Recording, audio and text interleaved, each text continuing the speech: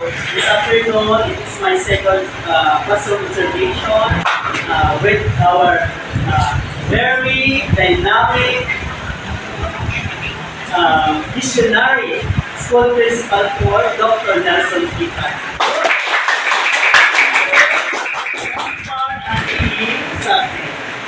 Subjects.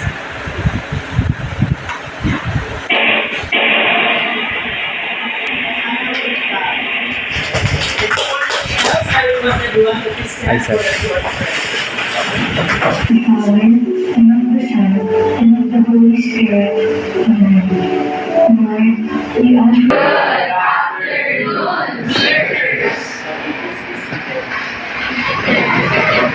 Before we continue, may I acknowledge the presence of our observer, no other than the talented, Glory Brown, because of some valid reasons. Okay, so these are the important things that you need to remember before we start our new lesson. First, we can read. Okay, Mr. Cardon. Please sit properly and prepare your notebook and notebooks. Okay, very good. Next, solo. Listen to the teacher attentively and enjoy our discussion. Okay, another one. Suarnapa. Participate academic structure that during our lectures and all our activities. Thank you. Another one. Tama. Discuss other ideas or opinions. Okay, very good. And let's talk about us. Okay, if you want to answer, just raise your hand. No posing. Because you will be receiving prizes. Question number 1.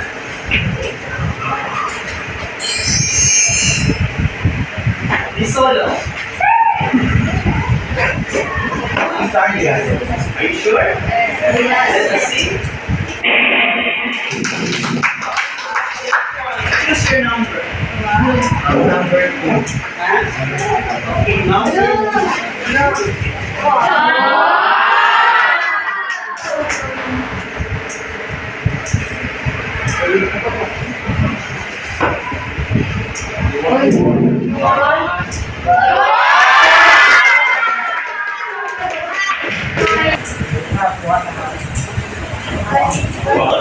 Yes? Okay. Number 2. Another answer. Is the teacher. Some more. That need the word answer. The tallest and the calmest of all colors. Yes, Francisco? Blue, sir. Right answer is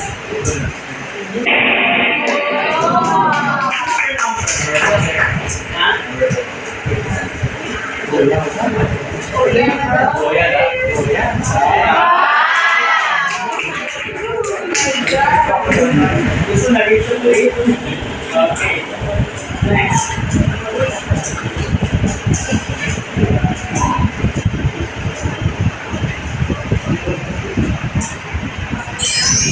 Next question. Wala ba?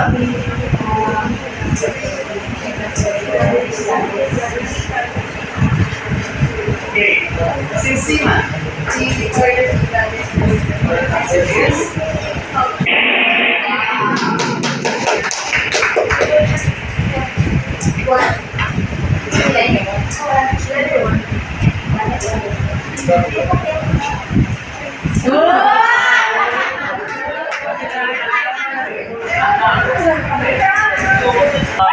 Nabas.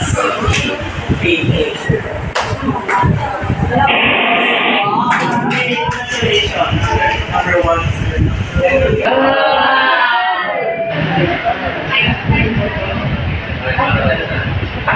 Next one.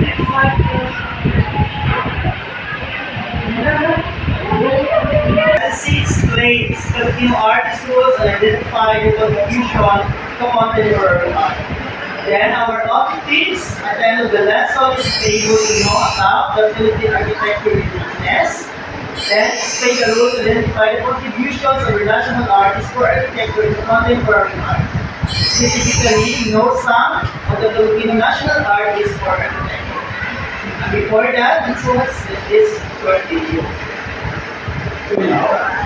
Architecture is the art and science of designing and constructing buildings, bridges, and other structures to satisfy individual and communal needs. It is a complex art in as much as the task of the architect, not only to create the design of the exterior of the building and similar structure, but also its interior. Any structure has an assignment and purpose. Example, the White House orphanage. The Philippine Village Hotel in Pasay City, made by one of the famous architects, the Quiapo Church. And the San Juan Palace of the Sultan of Brunei. Questions for you to answer. Alright, questions. What particular form of arts, artistic expression you have seen in the video? Abi? Okay, it is an art of. Have you ever seen similar structures in some places where you can? Like, Something, I don't know, there was something that's stronger, pero like the structure, the design minimalist or like, not that complex, but still so it depends on you because you as the owner of the particular building is the one to identify your own comfort. So the important in the building, the importance in the building is the comfort of the occupants. Not for the design, but for the comfort of the design. Okay, so let's see. Then, so first is short activity. Okay, so group the class into two. Okay. So based on the little picture shown, the monitor describe your feelings towards it. So each leader will take a roll paper, so I will have a roll paper, but you need to select. Hindi pwede magparehas. Okay? So you are going to express your feelings towards the picture, either in the poem writing, active illustration, or some interpretation. Illustration is only a drawing, then another one, time allotment must be strictly followed. 3 minutes for the preparation and 2 minutes for the presentation. Then high score will be declared as a winner and will receive a prize as judged by our observer. Okay, so this is the picture. Okay, so group 1, from the center up to the group 1, from here up to here is group 2.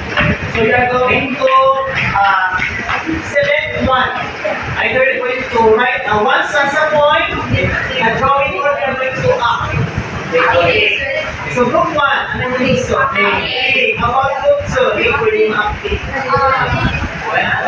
Okay, point writing.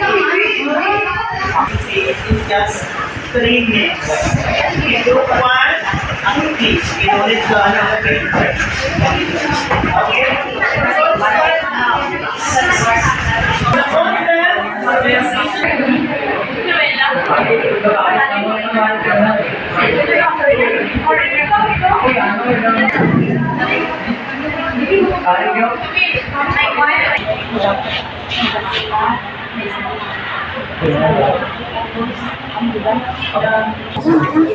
Ang dailan. Kalimad ah.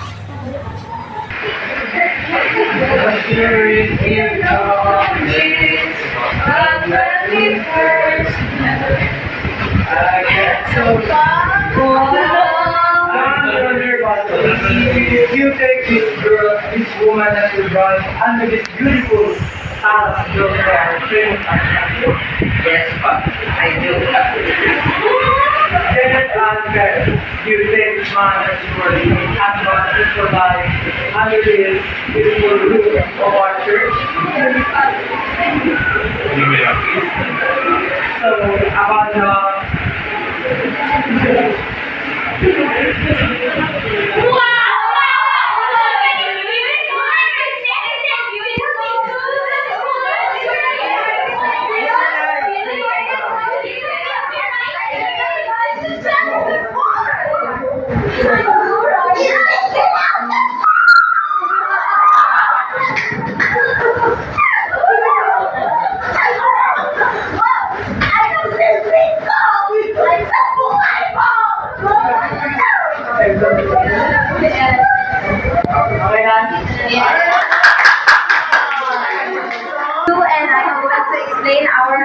registration. So, the activity is entitled, Anong Silbi Ko sa Buhay Mo? So, as pasinhons, as a student, I believe nga ang silbi ng church sa kita nga mga pasinhons, ang aton nga religion. Kasi, Papa God ang nag-bring ka natin together. Kung mag-agi kita sa klasa, makita natin si God, ang ba natin nga, ay, yes, sumakses tayo. Kita ang mga kasiglang, we have a kasiglang pride, we have a love for each other. Kaya ang aton nga church, ang mga aton nga gapa-unite ka natin. Correct? Yes! Based on the architecture side, St. William Parish Church is one of the pride of Pasig City, known for its Baroque style na architecture. Amo siya ginapaboga ka Pasig City, and together we will bring Pasig City to it.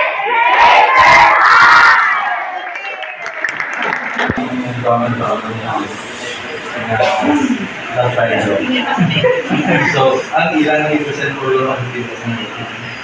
So, aral namin yung acting graph, pero may aral ka ng sa negative, may kumagawa. Ba't isa lang ginabi mo ito? Isa lang ginabi mo ito? Translation. Sa first group na nga ng pag-ibig. Yes. So, sila,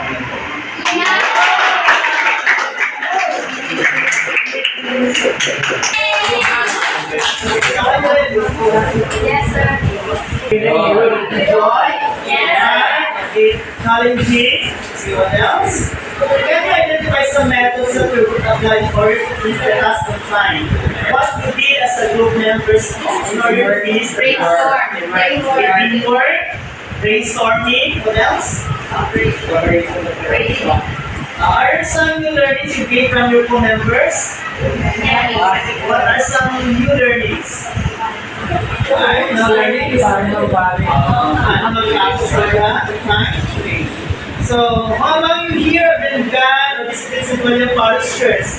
What have you observed on the structure? Kasi kung nakakita sa St. William Parish Church? Design and constructed buildings, beaches, and other structures. So other structures like Mausoleo, the task of the architect is not only to create the design of the exterior of the building or similar structure, but also the design of its interior. So about the exterior, that is outside appearance of the building or the structure, and the interior is the inside, inside the structure. Example, this one, the interior design. Okay. So Philippine architecture is unique, very unique, because it reflects the cultural heritage and the demand to adapt its environment. So ang design ng mga buildings na based mas sa atong environment. So that's why ibang design ka mga buildings sa Philippines. So, surveying the architectural side, the economy builds variety ways from the traditional Filipino dwelling by Bugo, which is the small one room. Sino nakasulod sa Bahay Bugo? Na-experience mag-isa sa Bahay Bugo.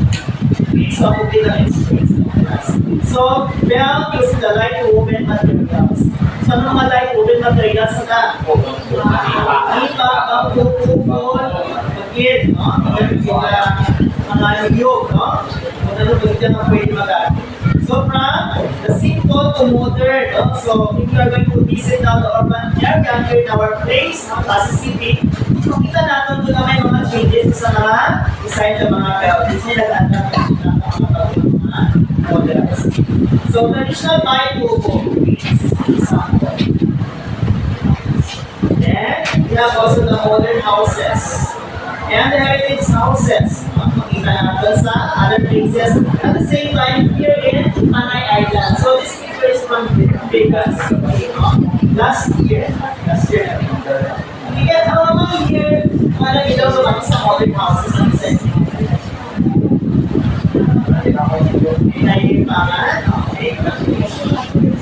Okay.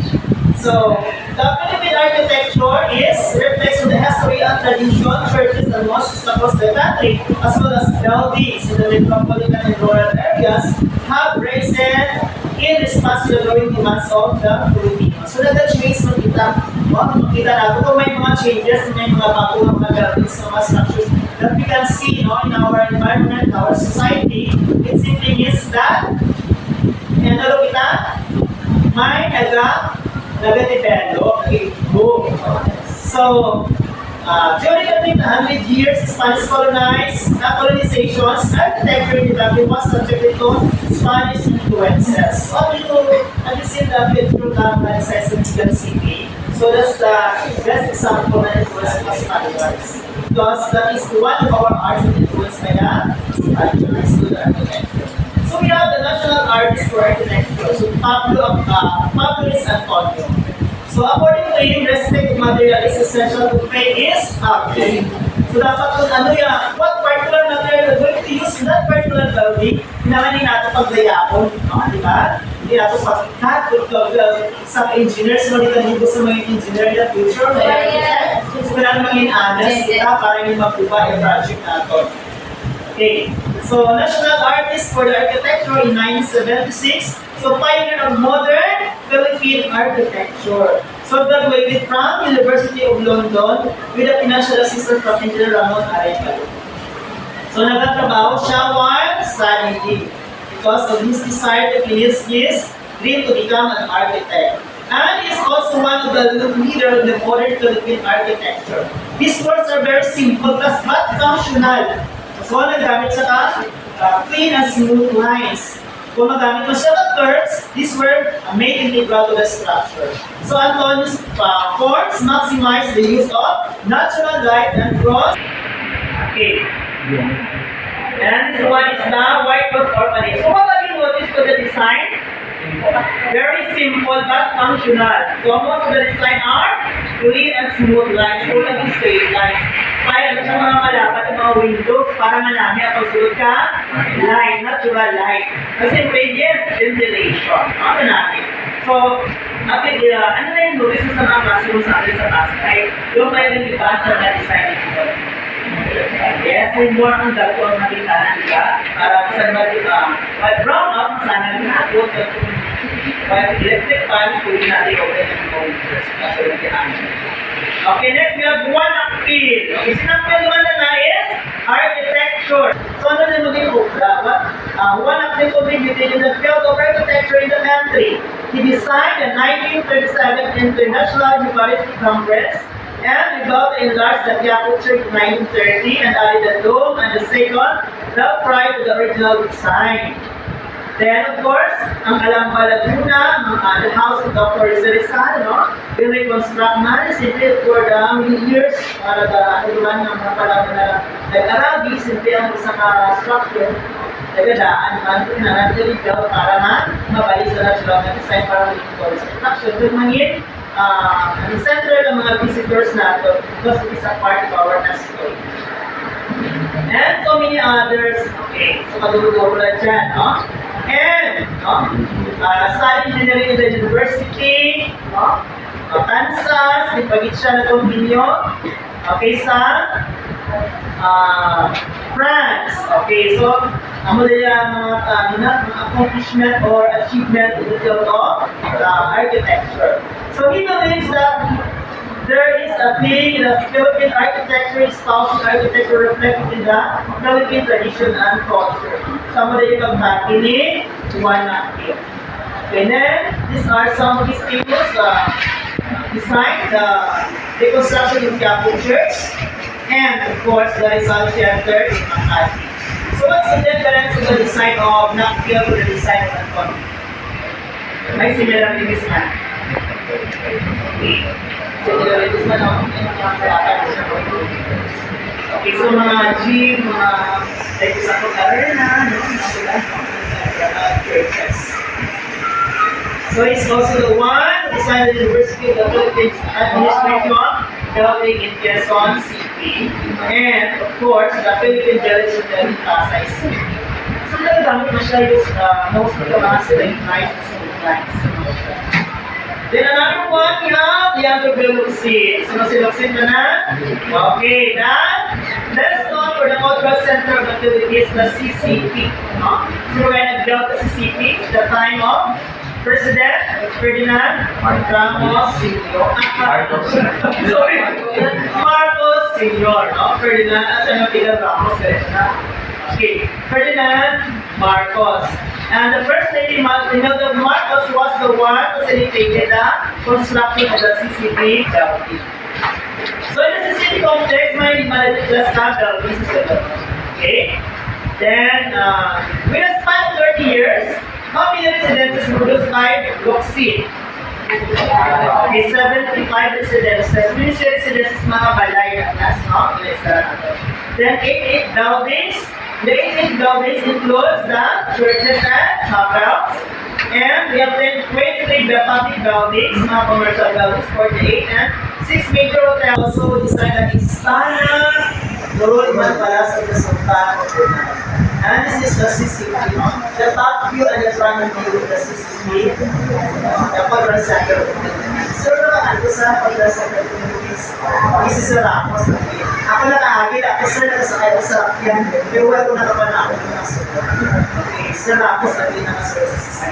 Kasi pinakasakay ko sa kanila ko before sila. Sa Nicolas. Santos is the ano panawagan ng Master by the University of Southern California School of Architecture.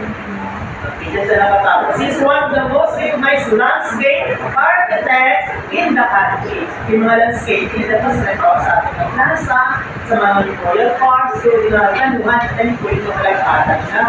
Dapat na may ginagawa ikaw na, ano siya, development plan para kung next may patilo dapat pasunod o ay magbuka para di sayang yung mga construct natin yung mga building. That is why Pasig City, kung may development plan yung Pasig City, construct mo lang before yung mga building, that's when you do ma-revise yung mga buka, yung ganun po ng mga structures.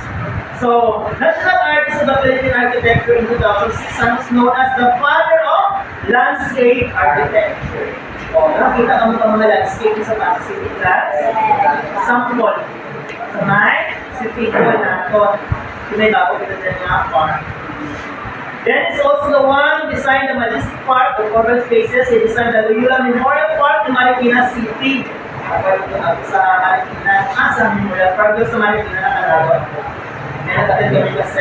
Paco Park, Rizal Park in Manila. O Rizal Park, nagtulman ako. Okay sir. Rizal Park, na-visit ka naman. Kita ninyo, di sila nakakapod sa Lumeta sa Rizal Park. Okay. So, Tagaytay Highland in Cavite. O, sino nakalaga sa Tagaytay? O, sir, during yung Japon. Kaya kung man nakalaga mo sa Tagaytay during our seminar training sa K-12. Sorry for the Then, okay, his contribution in the industry can be found in the busy streets of Makati. O, sino nakalaga sa Makati? Diyan yung mga high-rising buildings natin. Consider yung Makati na center of the state of Philippines. No? Diyan yung mga bago din yung mga buildings. Then, of course, this is some of his work. No? They died, they want to understand how to art in. That's the part. Then the last one is Jose Maria Zaragoza. Okay. Jose Maria Zaragoza is known for his modern ecclesiastical architecture. Mga batatang ecclesiastical na balong class. Okay, so mga focus sa mga churches, again, mga basta mga bago ng mga modern design of the churches. Okay. So, he's the one who designed the Santo Domingo Church, Our Lady of Rosary, Tana, Don Bosco Church, the Convent of the Sisters, Pope Pius, the 12th Center, the Metropolitan Cathedral, Cebu City, and Metro Meralco Building, Pasig City, are among his works. Okay, so ang mga talaga ng Pisay, as an alliance, it is just that, modern Christian. So let us see kung ano yung mga example ko mga and he is the 82nd licensed architect of the country. Okay, according to Gerard Lico. So si Gerard Lico class, Gerard Lico is the head of the National Committee on Architect and Allied Arts of the NCCA. Ano ba yung NCCA? Okay. So siya mag-isa ka mga designer sa Greenhouse Shopping Center. Sir, talaga pa nga dyan? Okay, yung mga tikta nila nag-alakaw, no? Mga artista. Yung mga foreigners sa Greenhouse. Nakalakaw ako dyan, one time na pag-post kita naman agad. Thank you guys, sir. Kaya no, si Taya sister ko yung kalakaw sa Greenhouse Shopping Center. And just love you dyan. Okay, so malabas yung mga design niyo si Maria sa Pisa. Yung mga modern na mga cherubs. So the Central Customizers, this is the front view and this is the back view. Kita ko sa Laguna. Mga modern na. It's under the pictures. Ay mga churches ako sa mga panahon ito sa mga Spaniard. Ilalagay na ito ang mga baguhan. Okay, activity 2. Ito. Divide the class into 3. Okay, select a leader. Okay, 1 group, which is among the national artists for architecture, beauty, style, and design were adopted by some of the present architects. Here in the country, as seen in the structure found in different places, you have been known, you have known and already visited in Panay Island only. Name the structure and the time where it is located. Okay, so ito ang grupo magyapon ay at-lupit, dua akong pagkita. Okay, so list down as many as you can in Manila paper. Maduro-duro na grupo into is. Maduro-duro ka muna yung architect na duro pinamakita na design sa Panay Island. Ano yung pinakaduro? Identify ng mga buildings na mag-identify yung kanyang lugar yung Panay Island. Panay Island sa Araw ka din doon. Basta saan thinking? Basta magbuha doon sa Panay Island, Gimarasag, Negros, Way na Dara doon, Panay Island. So yun, yung mga churches na inspired, yung number, sir, na kata is the St. William Parish Church niya sa Boston, the Harrow Cathedral, ng Cototan Church, Okay. so yun, ng Mary Hop of Christian Parish sa Calibre, St. Anne sa Apollo Church ba na, sir? So yun, St. Clement, Lapas. sa Lapas. Sa Lapas. So yun, St. Vincent Ferrer sa Yes. So yun, Santa Maria Church. Gusto sa Iloilo ba, sir? Okay, yung kailangan bilawan meaning 2, 4, 6, 8. okay, A. Identify A structure. And yes, and every case will have mga structures na sila design to have Bataan Church, San Agustin Church, San Agustin Church, Molo Church, yung like a church, you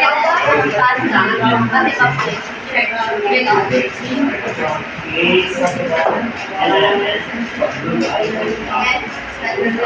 And structure. Okay, congratulations. You are? Yes? So, first really identify kung artist na fit sa Yes. Okay, so natin mag-familiarize kung ano ng mga structures, yan nag-answer sa designing kinuha ng inyong artist. Then, why are you inspired with the design and style of that particular architect? So, inspired ka Yes? Churches of the art not only but also the Filipino. So it's kind of organization of the contact that we are amazed by Very good. Congratulations. Okay, girl, give it a chance. Suggest the design of the construction of the future barangay hall in your barangay or community. Whose design is I would like to recommend? Oh. Ano, mga kutugang mo, kapitan naman. Suggest yung mga design ng mga barangay hall ay pang-construct. Kasi hindi yung pattern. So, yes, Miss Domingo. Pwede na nakakita. Stations and also kind of things. Okay, very good. So, Kaya yung kung kaya Okay, pag-protection sa right ba mo? Tapos ang ayaan na nag-design ko ng mga smooth ang motion na. So, I think if bawal mo sa ingit na siya na landscape architecture ni Edison sa mas ma-enhance pag-explain. Okay, very good. So, combination of the design of two architects. Pwede ginagawa mag-run ka mga base yung mga design nila. Nila mag-sikita sa design ba?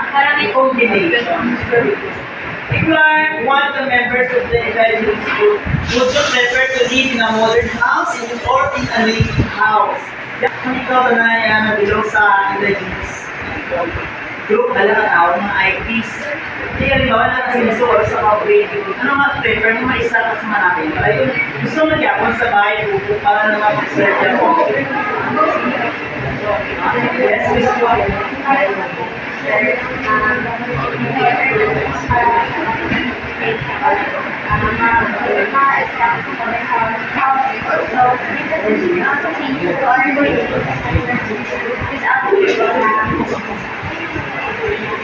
good. Experience must be Ayan, alongside one paper, you're going to sketch the design of your dream commercial or residential building. Adapting the styles and techniques included our Philippine national arts for architecture or a combination of their style. Okay, so below the sketch, we're going to write a short description by adapting that. You can do it in black and white or color, any medium, pencil, colored pen, or whatever. You can add landscaping and other things you want to include in your dream residential or commercial building. So the rubrics are covered. Balance and perspective, workmanship, technical style, this one you have a total 100%.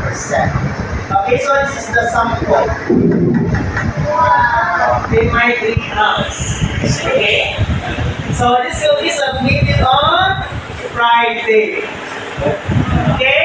Yes! So for our generalization, what are some important learning in our lesson today? Laika? So what I learned from the lesson is about the different structures, the designs, mga silang unang tawag. Before kita nagkamo ng structure, ay may nasabi ko lang na kaya like, kaya kita nagkamo ka ng structure without the base na nakikita mo. It's just add on to our knowledge of the past.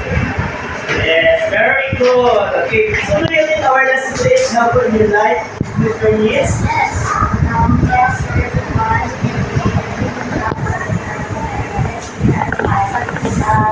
So, about science.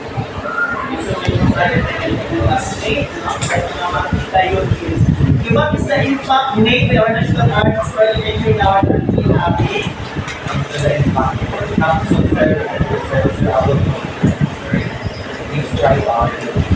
Okay, very good. You also bring honor to our country. Since you have now the knowledge about the skills of national artists for architects as a youth for today's generation, are you also proud to be a Filipino and why? Yes, Miss Domingo?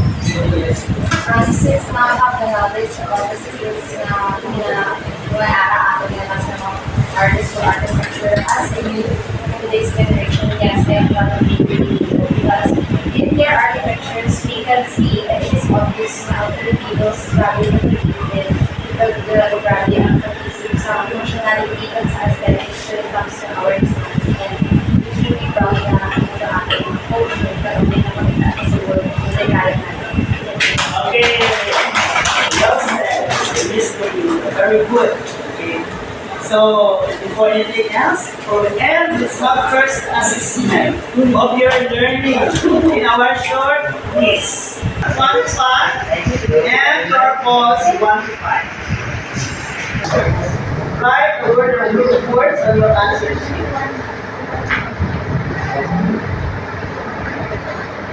Okay, number 1, in what particular style of architecture Jose Maria Zaragoza will know? Well known in what particular style of architecture?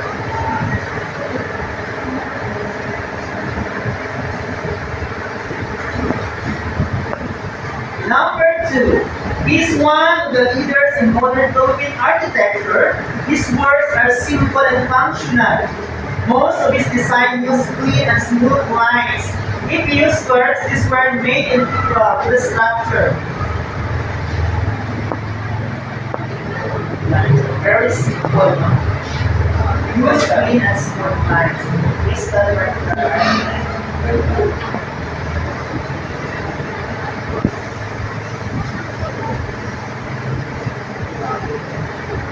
Okay, let's proceed to the next slide. Okay, number 3. Okay, Alfonso P. Santos graduated with a degree in the field of architecture from the University of Santo Tomas in 1954. In what style of architecture this will know? Alfonso Santos will know what style of architecture.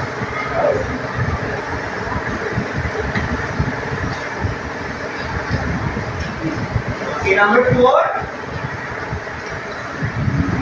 Among the national artists for architecture, who says that there is a thing as Filipino architecture, is housing architecture reflecting on Philippine tradition and culture. Who says that? There is a thing as Philippine architecture, is housing architecture reflecting on Philippine traditions and culture. Number 5,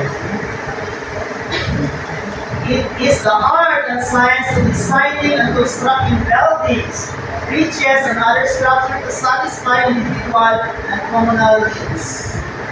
Iman Palace of the Sultan of Brunei is one of the works of Juan Nakpil. Istana Nurul Iman Palace of the Sultan of Brunei is one of the works of Juan Nakpil. Or pause. Next, the architecture of the Philippines reflects its history and tradition. Again, the architecture of the Philippines reflects its history and tradition. Number 3, according to Pablo S. Antonio, respect of material is essential to paint its beauty. Respect, according to Pablo S. Antonio, respect of material is essential to paint its beauty. Number 4, with a span of 30 years, Yanto Biloxin has produced 75 residences and 88 buildings. With a span of 30 years, Yanto Biloxin has produced 75 residences and 88 buildings. And last item, the head of the National Committee of Architecture and Allied Arts of the NCCA is Gerard Lico. The head of the National Committee of Architecture and Allied Arts of the NCCA is Gerard Lico. Okay? Exchange paper with your signature. Write corrected line. Pablo Antonio. Landscape architecture and one Nakpil, and last item is architecture, the science of designing buildings.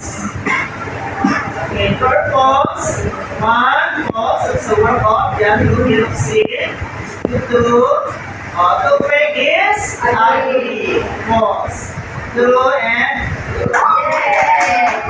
okay, you want that perfect score? Yes. Okay, so return the papers to the owner. Then let's know your score. Okay, who got 10? Okay, pass all the papers. Okay, congratulations.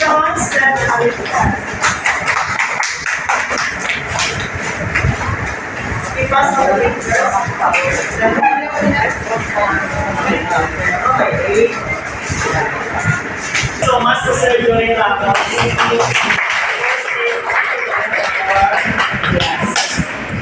Congratulations.